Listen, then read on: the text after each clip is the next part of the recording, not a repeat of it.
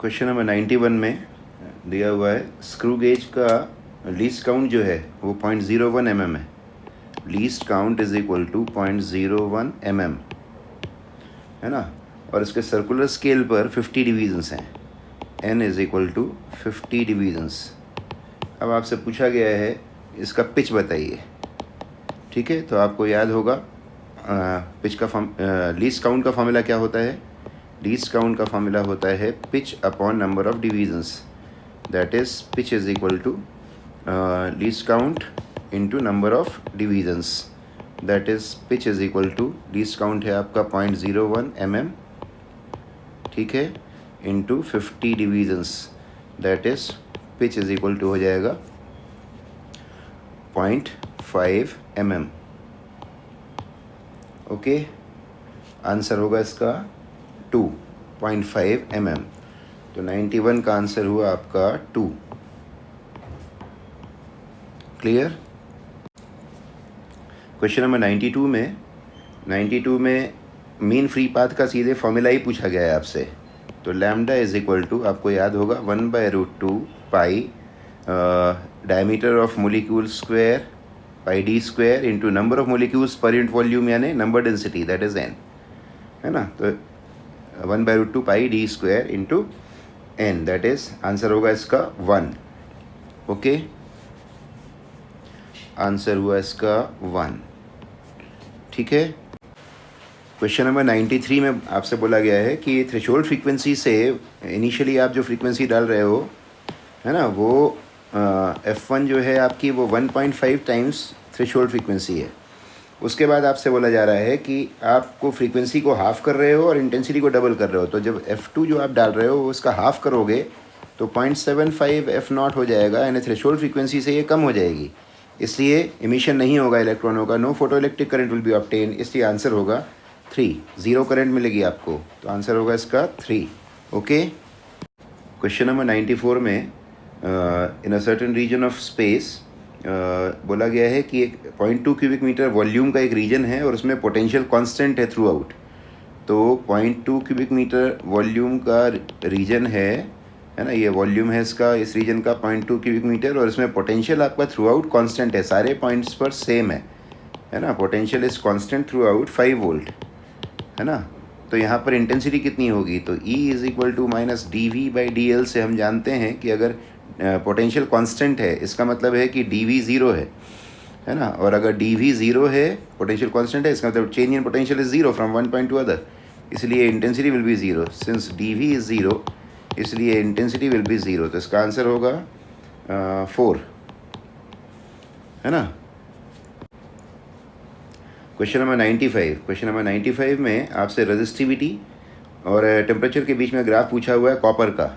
तो आपको याद होगा कॉपर का रेजिस्टिविटी टेम्परेचर के साथ ऐसे बढ़ता है और 0 केल्विन पे 0 नहीं होता क्योंकि सुपर कंडक्टर नहीं है कॉपर। तो रेजिस्टिविटी और टेम्परेचर के बीच का ग्राफ ये होगा, यानी इसका आंसर होगा 2। ओके। क्वेश्चन नंबर 96 में अ वायर ऑफ लेंथ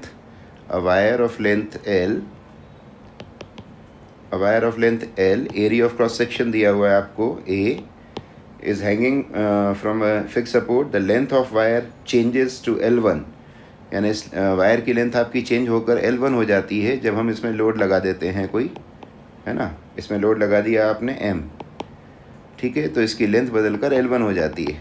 तो आपसे पूछा गया है the expression for the Young's modulus. तो आपको मालूम है यंग्स मॉडुलस का फॉर्मूला होता है F/A del L/L, है ना, इस तरीके का। तो इज इक्वल टू F आपका हो गया mg, और लेंथ आपकी इनिशियल लेंथ होती है, एरिया हो गया, और डेल L की जगह हो जाएगा L1 माइनस L। तो mgL/A L1 minus L, mgL/A L1 minus L, यानी आपका आंसर होगा 3। आंसर हुआ 3। ओके। क्वेश्चन नंबर 97 में there are 2 strings A and B, दोनों को साथ में प्ले करने पर जो आपकी बीट्स मिल रहे हैं वो 6 हर्ट्ज मिल रहे हैं, है ना। इन दोनों के बीट्स में जो बीट्स हैं वो है आपके 6 बीट्स पर सेकेंड। ओके, अच्छा, ए की फ्रीक्वेंसी आपको दी हुई है 530 हर्ट्ज। तो ये कंफर्म हुआ कि बी की जो फ्रीक्वेंसी होगी that will be either 530 plus 6 यानी 536 होगी या 524 होगी, है ना। इतने हर्ट्ज़ या इतने हर्ट्ज़, क्योंकि जितने बीट्स होते हैं उतने का डिफरेंस होता है, तो या तो बी की फ्रीक्वेंसी इससे 6 ज़्यादा होगी या 6 कम रही होगी ओरिजिनली, ठीक है। अच्छा, अब आपसे ये बोला जा रहा है कि इसमें आपने टेंशन को कम किया है, बी के टेंशन को कम कर रहे हो आप। अच्छा, टेंशन फ्रीक्वेंसी का फॉर्मूला क्या होता है, 1/2L root of T by mu. तो टेंशन के रूट के डायरेक्टली प्रोपोर्शन होती है, तो अगर टेंशन को कम कर रहे हो आप तो फ्रीक्वेंसी कम होगी, है ना। तो अच्छा, और बीट्स आपके बढ़ रहे हैं, बीट्स हो रहे हैं आपके 7 बीट्स पर सेकेंड, ठीक है ना। इन दोनों का डिफरेंस जो होगा नया वाला वो बढ़ रहा है। तो आप ये देखिए कि टेंशन अगर कम करने पे फ्रीक्वेंसी को कम होना है, तो ये देखिए कि इन दो नंबर्स में से कौन सा नंबर ऐसा है जो कम होते हुए इससे दूर जा रहा हो, किससे, 530 से दूर जा रहा हो, क्योंकि गैप बढ़ रहा है ना। तो 524 अगर कम होगा तो 523 जब पहुंचेगा तो 530 के साथ 7 का डिफरेंस बन जाएगा। इसलिए ये आंसर सही है, क्योंकि ये कम होते हुए 530 से दूर जा रहा है ना, तो गैप बढ़ेगा। तो the answer must be 524 hertz. तो इसका आंसर होगा आपका 1। क्लियर। क्वेश्चन नंबर 98 में आपको एक कैपेसिटर दिया हुआ है 40 माइक्रोफैरड का, और it is connected to 200 volt 50 hertz supply, यानी VRMS हो गया आपका 200 वोल्ट, है ना, और फ्रिक्वेंसी है आपकी 50 हर्ट्ज़। ओके, अब आपसे RMS वैल्यू ऑफ करंट पूछा हुआ है, तो आपको मालूम है प्योर सी सर्किट है ये, इसलिए आप XC निकाल लें। तो XC होता है 1/ωc, that is 1/2 into 50 2πf into C, यानी 40 10⁻⁶, ठीक है। ये XC हो गया। अब आपको चाहिए IRMS, है ना, तो IRMS इज इक्वल टू हो जाएगा VRMS by XC, that is VRMS था आपका 200 में, इसको डिवाइड करोगे सब ऊपर चला जाएगा, तो 50 टू द 100, और ये पाई 3.14 यानी 314 इंटू 40 10⁻⁶। तो RMS वैल्यू आ जाएगी आपकी 4 टू ज़ा 8, और ये 3 0 8 8 4 ज़ा 32 3 2.512 एम्पियर, ठीक है। यानी आंसर होगा इसका 2.512 एम्पियर, यानी 2.5 that is 2। Okay. Question number 99 में एक बॉल है जिसको आपने टावर से ऊपर से नीचे की ओर थ्रो किया है 20 मीटर पर सेकेंड की वेलोसिटी से, ठीक है। It hits the ground after some time with a velocity of 80 meter पर सेकेंड। यहाँ पर उसकी वेलोसिटी 80 मीटर पर सेकेंड है। तो हाइट ऑफ टावर आपसे पूछा हुआ है, तो ये सिंपली एनर्जी कंजर्वेशन लगा देते हैं इसमें। तो आपकी इस पॉइंट पर जो टोटल एनर्जी थी वो कितनी थी, mgh plus half m into 20²। और यहाँ पर आपकी वो, क्योंकि आपने रेफरेंस लेवल ग्राउंड ले रखा है ना, तो यहाँ पर हो गई आपकी एनर्जी हाफ m इंटू 80², ठीक है। तो m कैंसिल हो जाएगा, 2 का मल्टीप्लाई कर लेंगे तो 2gh, यानी 20h इज इक्वल टू, यहाँ हो जाएगा आपका 80² माइनस 20², है ना। इसको उधर ले जाएंगे तो 80² माइनस 20² मतलब 80 minus 20 into 80 plus 20, that is 20h is equal to 60 into 100, that is h is equal to 300 meters. तो आपका आंसर होगा इसका 3। ओके, 99 का आंसर होगा 3, ठीक है।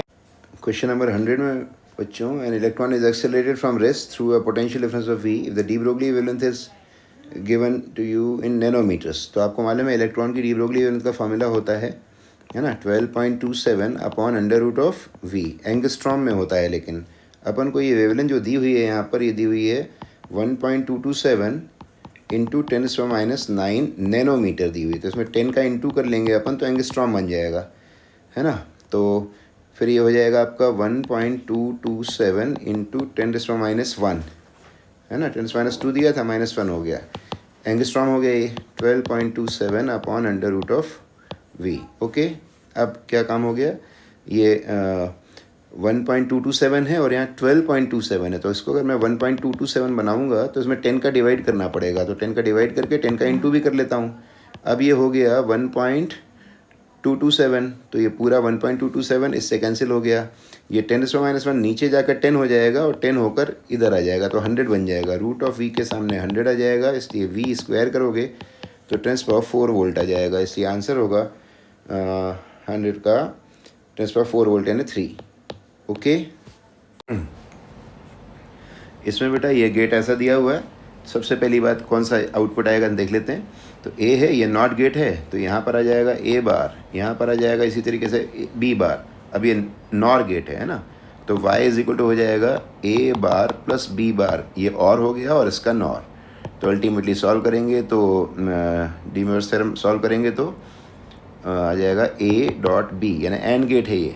ठीक है, तो एंड गेट का आउटपुट क्या होता है, 1 1 पे 1 मिलता है, बाकी सब समय 0 मिलता है। तो इस हिसाब से आपका 1 1 पे 1 और बाकी सब समय पे 0, यानी ये आपका एक ही ऑप्शन होना चाहिए, वो है आपका ऑप्शन 4, है ना। ये आपका आंसर हो गया 4। ओके, क्वेश्चन नंबर 102 में आपको डायपोल मोमेंट दिया हुआ है, शॉर्ट डायपोल है और डायपोल मोमेंट दिया हुआ है 16 × 10⁻⁹ कूलाम मीटर। ठीक है, electric potential due to this dipole at a point at a distance of this r is equal to आपको 0.6 मीटर दिया हुआ है from the dipole situated on a line making an angle 60 degree with the dipole axis. Theta is 60 degree दिया है, v निकालना है। तो आपको v का फॉर्मूला याद होगा k p cos theta by r²। ठीक है, k यानी 9 × 9 है ना, p आपका 16 × 10⁻⁹। ठीक है, cos 60 यानी 1/2 बाय r²। r है आपका 0.6² है ना, तो 0.36।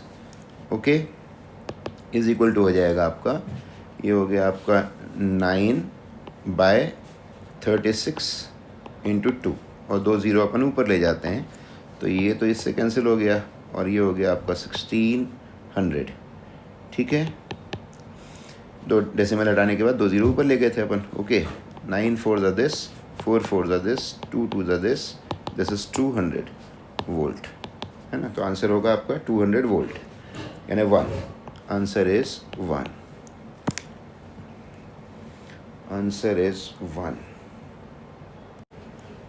क्वेश्चन नंबर 103 में आपको ससेप्टिबिलिटी दी हुई है और मैग्नेटाइजिंग फील्ड इंटेंसिटी दी हुई है 1200 एम्पियर पर मीटर, और आपसे परमिएबिलिटी पूछी हुई है यानी म्यू पूछा हुआ है।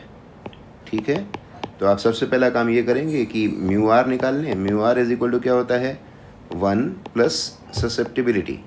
ठीक है, तो यहाँ से आपका ये हो गया 600, है ना। अब आप इसमें परमिएबिलिटी निकाल सकते हैं, it is mu naught into mu R, that is 4π10⁻⁷ into 600, that is 6 4 ज़ा 24 पाई इंटू 10⁻⁵, है ना।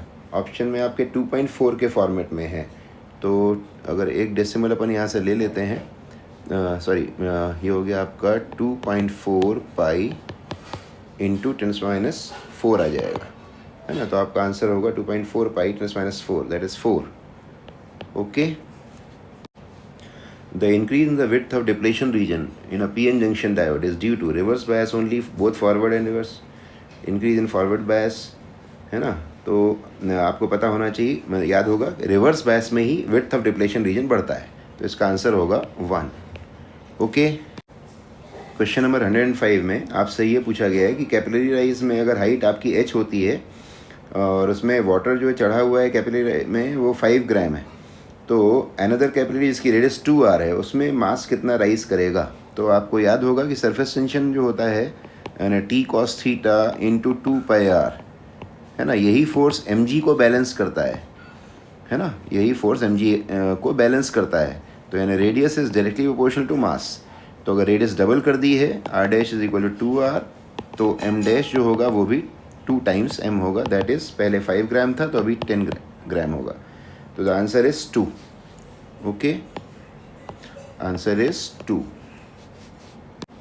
क्वेश्चन नंबर 106 में पूछा है the energy equivalent to 0.5 gram of a substance is, तो E इज इक्वल टू सीधे mc² लगाएंगे, है ना। 0.5 ग्राम, ग्राम यानी 10⁻³ kg इंटू c², 3 × 8², 9 इंटू 10⁻16, तो ये हो जाएगा आपका 4.5 इंटू 10⁻13 जूल। तो इस हिसाब से आपका आंसर बना 4.5 × 10⁻13 जूल, दैट इज़ 1। ओके, तो 106 का आंसर होगा 1। Question number 107। 107 में नेगेटिव टेम्परेचर कोफिशिएंट किसका होता है? तो इंसुलेटर और सेमीकंडक्टर दोनों का ही टेम्परेचर कोफिशिएंट नेगेटिव होता है। कारण उसका ये है कि दोनों का टेम्परेचर बढ़ाने पर रेजिस्टेंस कम होता है। तो 107 का आंसर होगा 3।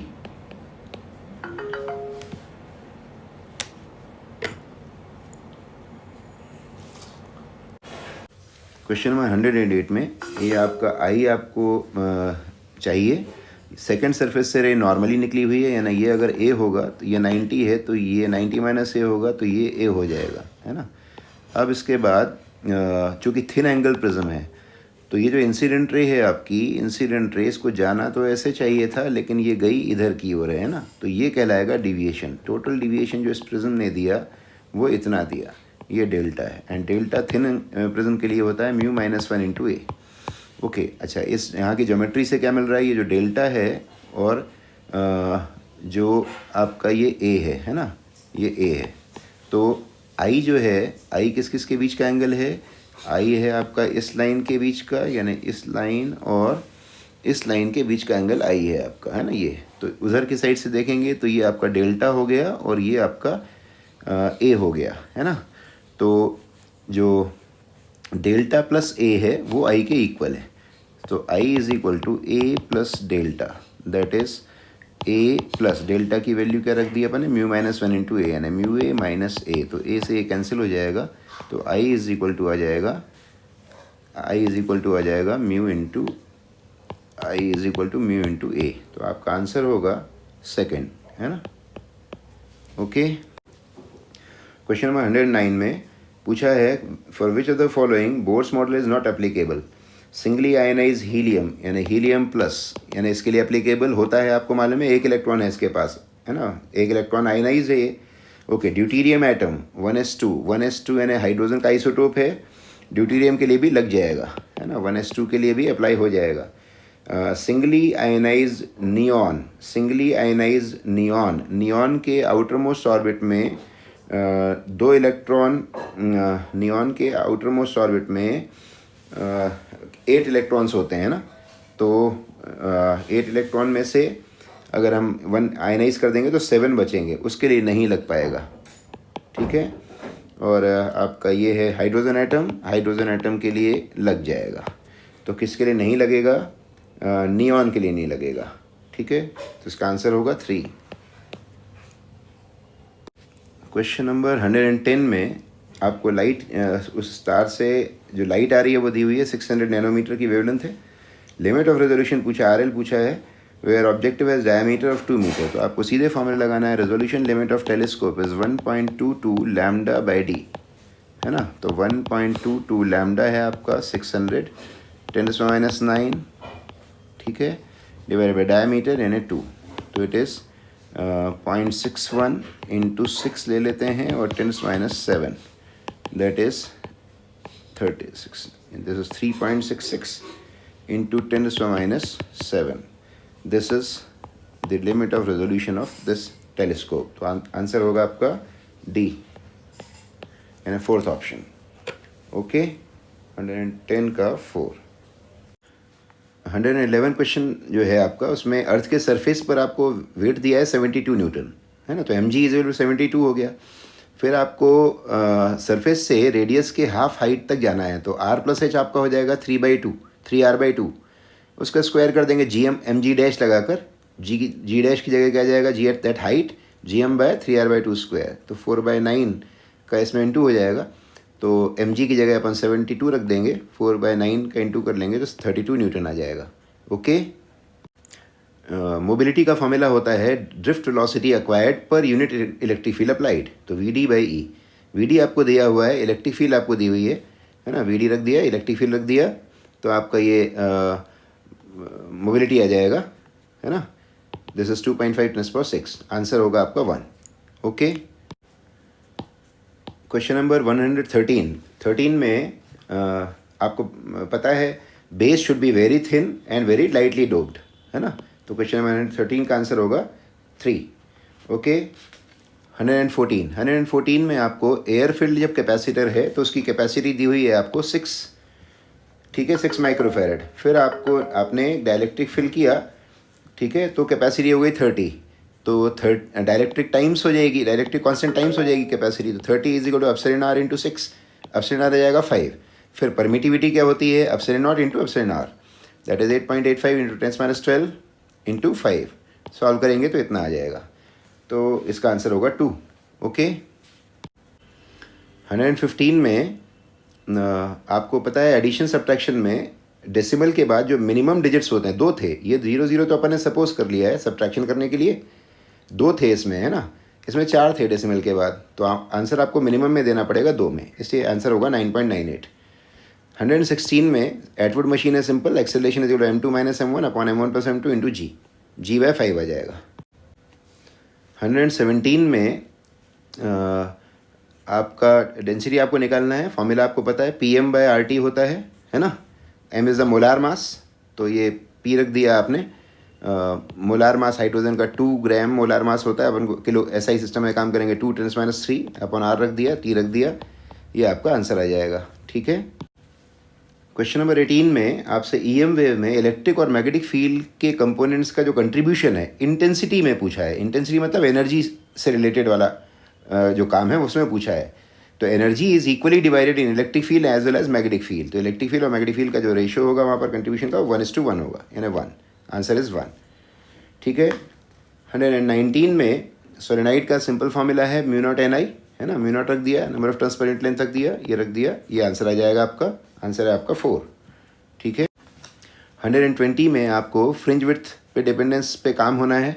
कैपिटल डी स्क्रीन डिस्टेंस को आप डबल कर रहे हो, है ना, और स्टेट सेपरेशन को हाफ कर रहे हो, तो ये 2 और 2 मिलकर ऊपर 4 हो जाएगा, फ्रिंज विड्थ 4 टाइम्स हो जाएगी। 121 में 3:2 में अगर आपका 3:2 में बैलेंसिंग हुआ था, इसका मतलब है कि अगर यहाँ 10 ओम था तो इधर इस वाले गैप में जो रेजिस्टेंस वायर आपने लगा रखा था वो डेफिनेटली इस रेशो के कारण 3:2 के कारण 15 का होगा, है ना। तो समझ में आ गया ना, ये 3:2 है तो इसी रेशो में ये होना चाहिए, तो अगर ये 10 था तो ये 15 होगा। ओके, अब 15 ओम आपका 1.5 मीटर लंबा है। ठीक है, तो 1 ओम की लेंथ कितनी होगी इसमें, तो आपको मीटर पर ओम चाहिए, यानी कितने मीटर पर ओम, तो मीटर में इसकी लेंथ में ओम का डिवाइड कर लो, 1.5 upon 15, 0.1 meter. Okay, question number 122 में आपको एनर्जी जूल में दी हुई है, आपको इलेक्ट्रॉन वोल्ट में निकालना है। तो आपको मालूम है एनर्जी जूल में जो होती है उसमें 1.6 × 10⁻19 का डिवाइड करेंगे तो इलेक्ट्रॉन वोल्ट आ जाएगा, तो आंसर विल बी दिस, है ना, तो आंसर होगा 2। ठीक है, 123 में ये यूरेनियम 235, फिर एक न्यूट्रॉन की बम्बार्डमेंट की है आपने, फिर ये बना हुआ है और 3 न्यूट्रॉन निकले हैं, तो बैलेंसिंग करानी है, दैट्स ऑल आपको। तो 36 प्लस ये 0 है, तो 92 - 36 करोगे तो 56 आ जाएगा। ठीक है, इसी तरीके से ये आपका जो हुआ, क्या कहना चाहिए, ये 3 ऊपर हो गया, है ना, ये आपका 3 ऊपर हो गया, ये 3 न्यूट्रॉन के कारण मास नंबर आपका 3 हो गया, 3 और 89, है ना, प्लस 92 हो गया। 92 को इसमें से माइनस करेंगे, 3 + 89 92 हो गया, 92 को 236 में से माइनस करेंगे, 236 में से तो 144 आ जाएगा, है ना, this is 144 actually, 144। Okay, 236 - 92 is 144। Okay, question number 124 जो है उसमें जो गैस का एक्सपेंशन होना है, यानी एक चैम्बर में गैस है और वो थर्मली इंसुलेटेड है सराउंडिंग से। अब यहाँ पर स्टॉप कॉक है और उसको एक साइड पे तो गैस है STP पे और दूसरी साइड पे वैक्यूम है ना, और ये स्टॉप कॉक को अचानक खोलेंगे, अगर अपन अचानक खोलेंगे, all of a sudden is opened, then ये गैस का यहाँ पर एक्सपेंशन होगा, वॉल्यूम बढ़ेगा। ठीक है, गैस इस चैम्बर से उस चैम्बर में जाएगी, तो वॉल्यूम कांस्टेंट तो नहीं रहेगा, it is not an isochoric process. Isochoric process तो ये नहीं है, है ना।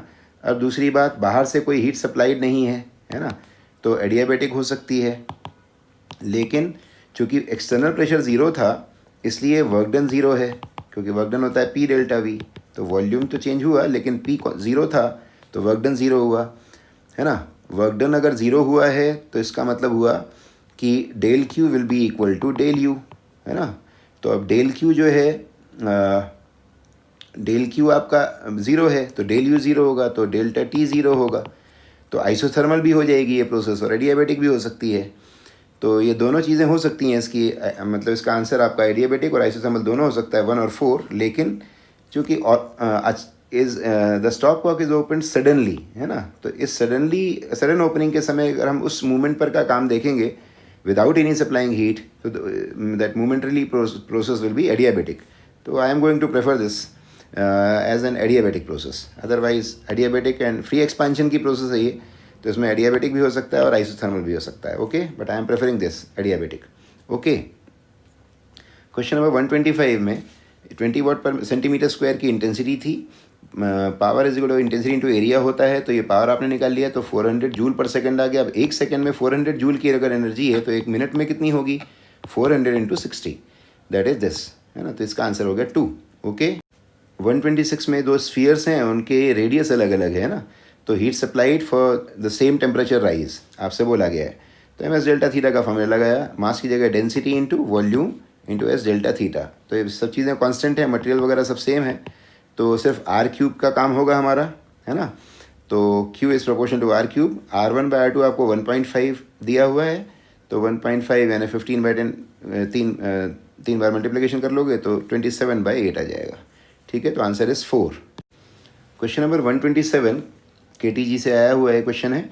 तो इसमें आपको ये मालूम है कि जो मीन काइनेटिक एनर्जी होती है पर mole of a gas is equal to, है ना, काइनेटिक एनर्जी मीन पर molecule sorry is equal to ½ kT। तो 1 डिग्री ऑफ फ्रीडम के लिए होती है ना, इनटू डिग्रीज ऑफ फ्रीडम। तो अल्टीमेटली मोनोटॉमिक गैस की डिग्रीज ऑफ फ्रीडम 3 होती हैं, तो 3/2 kT, 1 is the answer. Okay, question number 128 में अगर पहले भी π/3 का LCR सर्किट था, लेकिन जब आप एक को हटा देते हो, है ना, दूसरा बचता है और π/3 का फेज डिफरेंस है, फिर इसको हटा देते हो तो ये दोनों बचते हैं, तो भी π/3 का है। इसका मतलब है कि XL is equal to XC है ना। तो XL is equal to XC मतलब रेजोनेंस का केस हुआ। रेजोनेंस के केस समय पावर फैक्टर कितना होता है? 1। तो 128 का 2। ओके, 129 दो मासेस हैं, 5 kg 10 kg। 5 kg से आपको सेंटर ऑफ मास की डिस्टेंस बतानी है ना।